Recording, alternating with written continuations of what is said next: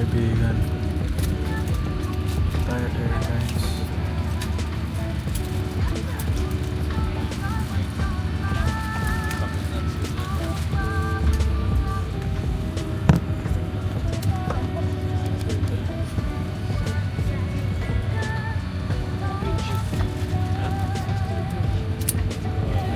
Time check 10:25.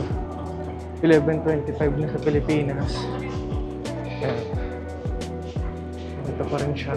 Tulad ng 2019.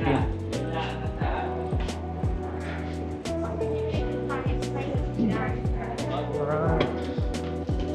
Patulog naman ako sa kiyari. Ayun siya na. Gusto mo.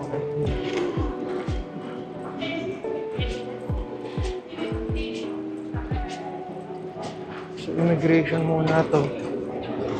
Tapos sa carousel 14. Yung ano namin gamit, no?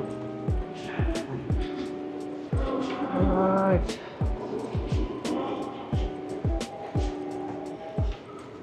Backpackers.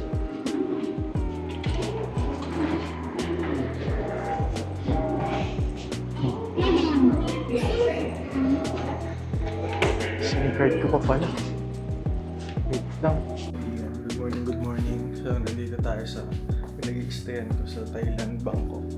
So, nabook ko to sa Airbnb. Ayun siya. So, nandito yun sa condo. So, ito yung entrance ay ng pinto.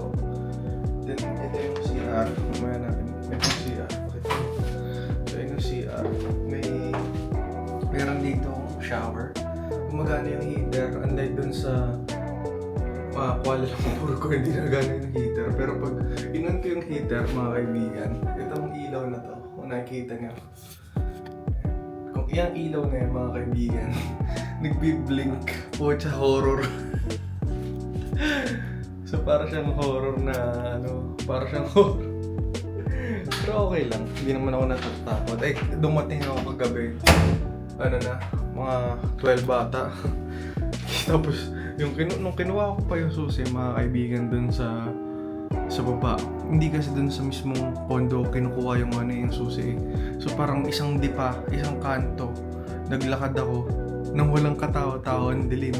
Hindi naman madilim yung ilaw, nakakatakot lang na wala talagang katao-tao. Kinuha ko dun sa parang garahe nila yung susi. So nandun, kinuha ko lang dun yung susi. yun. Tapos pagka-akyat ko dito, set up ng konting gamit, then tulog. Then ligo, then tulog. Siyempre yun. Tapos yan, mga kaibigan, meron dito lagayan ng damit. Buti marami silang hanger. Kasi walang dryer eh. Yung dryer nila ata. Ewan ko anong dryer yun. Tapos ito, mga kaibigan, ito yung papasok ng room. So parang medyo malayo siya dun sa picture na nakita ko sa Airbnb. Ayan. So ito yung kama, may dalawang kama dyan. May dalawang kama. Itong isa. Pero isa lang naman ako. So dito ako natutulog. Diyan ako natulog kagabi. Ayan. So ito yung gamit ko. Hindi pa masyadong maayos. Then ayan, ito yung may workstation dito. Ayan, dito yung workstation ko kasi nag-work ako ngayon eh. Hindi naman ako naka-leave ngayon. So yun, mga kaibigan, ito yung mali ko dito. Dapat at least 3 days ka sa every country na visit mo, mga kaibigan. Maganda kung every 3 days yung yung stay mo dun sa bansa. Kahit paano 3 days. Ang nangyayari kasi ngayon, 3 days naman siya actually. Itong booking ko ng Grab, itong ng Airbnb, is simula 22, meaning kahapon, November 22. Yun nga lang, yung flight ko kasi, mga kaibigan, mangalis ko ng Malaysia ng hapon. So sana pa lang ginawa ko, inagahan ko yung sa Malaysia kasi na-explore ko na eh. Nagantay na lang ako dun sa condo ko ng mga ilang oras. Nakatambay lang talaga ako. So paano kung mas maaga ako nakarating, edi sana nakalipot sana ako dito. Yun. So ang nangyari kagabi, ang flight ko nun is 9. Then 2 hours yung biyahe, pero nga may -1 dito. So plus 7 lang yung yung time zone. Sa atin kasi plus 8 tayo eh. So mas maaga lang kami ng 1 oras dito. So mas late ata kami. Tama, mas late kami. So 8:30 na ngayon sa Pilipinas, 7:30 pa lang dito. So medyo okay. Yan, so ayan, tawag dito. Yun, nakarating ako dito ng gabi na mga 12 na. So ang tagal kasi dun sa immigration nila. Ang haba ng pila, pero okay lang, maganda naman. Sa Malaysia kasi nung immigration mas mahaba yung pila, tapos hindi pa airconized. So mabilis naman dapat yung pila, yun nga lang siguro matagal siya nagtatatak. Pero alam mo pag puro Singapore yung pinanggalingan mo, parang maninibago ka. Kasi sa Singapore mga kaibigan, sobrang bilis, pak. Dire-diretso ka lang mga 5 minutes tapos ka na sa immigration. Ayun.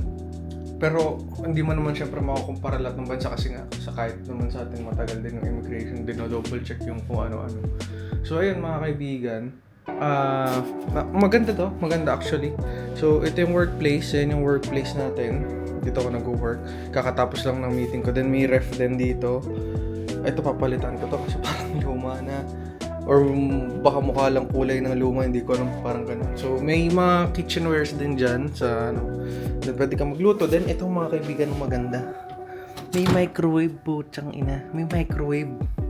So pwede na akong bumili ng pagkain. So ngayon mga kaibigan, gagawin kong araw. Punta akong Ancient City ngayon. Pupunta akong Ancient City mamaya. So makikita nyo yan yung dito yung sala. Then ito yung balcony. Dito yung balcony. Kasi nakalock to eh. So ito yung balcony. So highway lang yung makikita mo dito mga kaibigan. Ayan. Highway. Di pala ako nakapag DJI mic, sayang. Ayan. Ganda naman mga kaibigan. Ganda naman. Nandun may mga may mga temples din dun banda. Ayan, may mga temples din dyan banda. Ayan. So mamaya hanapin ko pa yung 7-Eleven dito. Pero ayan. Ayan mga kaibigan. Wings the late pala ako. Alright. Ayan. So ito mga kaibigan, dito din merong washing machine dito. Ito hindi yan akin. Baka suggest yan yung nakaraan na nilaban nila. Yung naman pag Airbnb may mga previous guests. So yan mga kaibigan. Okay naman. So Ancient City medyo malayo pala yun. Isang oras siya pag ginrab. So titingnan ko paano yung mode of transportation doon. So lunch kasi yun. So kung lunch yun, anong oras na ba? So mga 9 tayo aalis dito mga kaibigan, 9. Kasi isang oras yung biyahe doon based kay Grab kanina. Yan. Based kay Grab kanina, isang oras yung biyahe. So ayun muna mga kaibigan, mamaya magbablog ako. Kailangan ko lang i-charge lahat ng gamit ko. Tapos baka nga magdala ko ng backpack kasi medyo malayo pala yun. So ang papunta doon sa Ancient City, ang maganda kasi dito sa Ancient City mga kaibigan, 9 AM pa rin man yung bukas. So sabihin natin, ba't hindi ako na-detect yung location ko? Ay, yata na-on yung location. So pag commute, sobrang layo. So check natin kay Grab kung magkano papuntang Ancient City. So parang siguro tingin ko kapresyo to ng meron bang yun? Alam ko entrance lang yung binili ko eh. So bukas kasi mga kaibigan, yung trip ko parang death railway siya na tour. So hindi ko kasi naabutan yung kasi di ba kagabi dumating na ako ng late. So yung yung dating ko nun, hindi ko na nabook yung yung gusto kong puntahan ngayon. Sa Ayutthaya sana dapat yun. Kaso yun nga, hindi na nakaabot. Wala na. Hindi na ako nakaabot. Talagang hindi na talaga ako nakapunta. Hindi na ako nakapag-book eh. Hindi na ako nakapag-book. So wala. Sayang lang din, di ba? Paano yung itinerary nito? Wala ata itong itinerary. Ancient Siam. Okay, so malayo talaga siya mga kaibigan. So halos kasing layo niya yung yung ancient city. So yun pa pala mga kaibigan pag pupunta kayo dito, pag nag-toll gate pala yung nyo, yung Grab nyo, siya, tawag dito, maano pala, putsang mahal may Grab bike 312, 1 hour and 6 minutes, pero gagrab tayo. So yung Grab car 481 baht, so mga umabot siya ng 600. So pagbalikan 1, 2, pwede na. So yun yung pinili ko, at least dito bayad na naman yung pagkain ko. So may lunch din to mga kaibigan ng anong lunch na ito. May kasama na tong lunch na nakakasama. So yung lunch na nasa 1, magkano ba? 1 yung binayaran ko. So sabihin natin 1.5, 1 rin balikan. So 2.5, 2.6 mga ganun. So pwede na, parang nag-tour na lang din naman ako. So parang 2.6 lang to. So 1203 Ancient City. So yun mga kaibigan, iwanan ko na lang yung gamit ko dito. May message ko rin ng Airbnb. Ayun lang mga kaibigan, thank you very much, take care, bye bye.